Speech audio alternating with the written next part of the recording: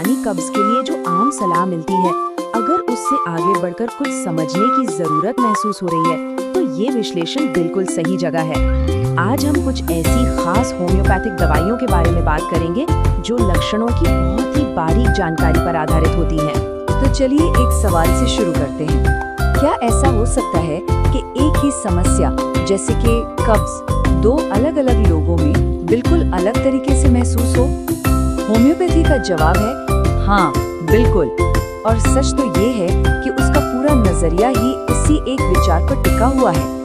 देखिए, यही होम्योपैथी का सबसे बुनियादी सिद्धांत है। यहाँ कब्ज को सिर्फ एक बीमारी की तरह नहीं देखा जाता, बल्कि ये माना जाता है कि हर व्यक्ति में इसके लक्षणों का एक अलग ही पैटर्न होता है, एक यूनिक कलेक्शन। इसका मतलब ये हुआ कि दो लोगों को कब्ज तो हो सकती है, लेकिन उनके अनुभव इतने अलग होंगे कि उनका इलाज भी पूरी तरह से अलग हो सकता है। तो चलिए अब हमारी स्रोत सामग्री के आधार पर 5 खास दवाइयों पर नजर डालते हैं और ये समझने की कोशिश करते हैं कि कौन सी दवा किस तरह के लक्षणों के समूहों के लिए सबसे सही बैठती है। चलिए इस टेबल को थोड़ा और गहराई से समझते हैं। सबसे पहले एल्यूमिना। इसकी पहचान है जब मल त्याग की इच्छा ही महसूस न हो।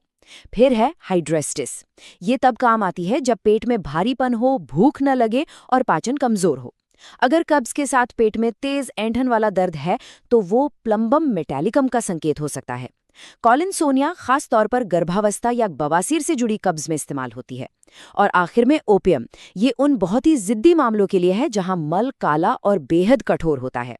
यहाँ एक बहुत ही जरूरी बात सामने आती है कि लक्षणों की छोटी छोटी बारीकियों पर ध्यान देना कितना जरूरी है।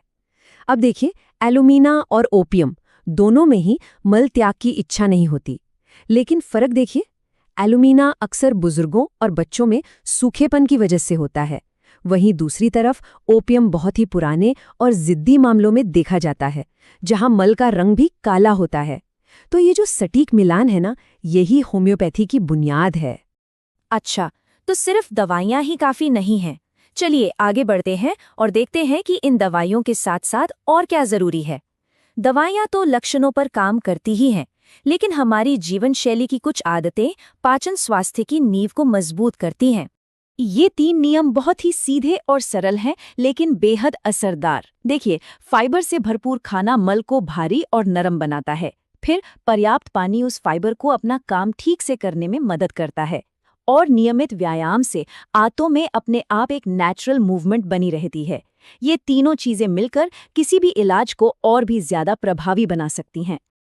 अब हम आते हैं इस पूरी चर्चा के सबसे जरूरी हिस्से पर। एक ऐसी सलाह जिसे किसी भी हालत में नजरअंदाज नहीं करना चाहिए, चाहे कोई भी इलाज क्यों न किया जा रहा हो। और वो सलाह बिल्कुल साफ है, हमेशा एक क्वालिफाइड डॉक्टर से ही सलाह ले। किसी भी तरह की दवा खुद से लेना जोखिम भरा हो सकता है ना? सही दवा कौन सी है और उसकी सही मात्रा क्या होगी, ये सिर्फ एक क्वालिफाइड पेशेवर ही तय कर सकता है, जो सभी लक्षणों को ठीक से समझ सके। असल में ये वाक्य सीधे हमारी स्रोत सामग्री से ही लिया गया है। ये इस बात पर जोर देता है कि किसी एक्सपर्ट की सलाह लेना कितना ज्यादा जरूरी है। इससे सिर्फ सुरक्षा ही नहीं, बल्कि इलाज के असरदार होने की संभावना भी बढ़ जाती है। और अंत में एक सवाल जिस पर हम इस चर्चा को छोड़ते हैं।